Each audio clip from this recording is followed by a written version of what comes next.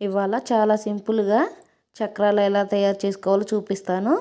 ముందుగా ఒక బేషన్లో 1 కప్పు బియ్యం పిండి తీసుకుందాము. దీంట్లో కొంచెం వాము, రుచికి సరిపడా ఉప్పు తీసుకుందాము. కొంచెం వేడి నీళ్ళు కాగబెట్టుకుందాము. చక్రాలు వేయడానికి డీప్ ఫ్రైకి సరిపడా ఆయిల్ కూడా పెట్టుకుందాము స్టవ్ మీద.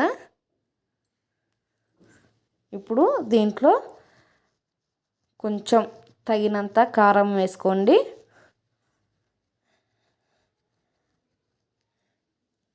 కొంచెం వేడి నూనె వేసుకుందాము.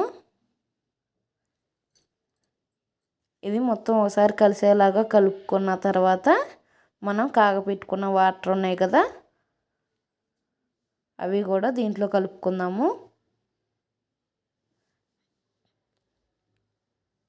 ఇలా కొంచెం కొంచెంగా వాటర్ పోసుకుంటూ ఇలా ముద్దలాగా అయ్యేలాగా కలుపుకోవాలండి. ఇవి చక్రాలు చేయడం రాని వాళ్ళకు కూడా ఇలా చాలా సింపుల్గా చేసుకోవచ్చు. ఇలా ముద్దలా చేసిన తర్వాత మనకి చక్రాల గెద్దలు ఉన్నాయి కదా, దానికి కొంచెం ఆయిల్ పూసామంటే మనకి చక్రాలు వేసేటప్పుడు టైట్గా లేకుండా చక్రాలు వేయడానికి ఫ్రీగా ఉంటుందండి. ఇలా ఆయిల్ మొత్తం అప్లై చేసినాక మనకు ఎంత కావాలో అంత పెట్టుకుందాము. పిండి పెట్టుకున్నాక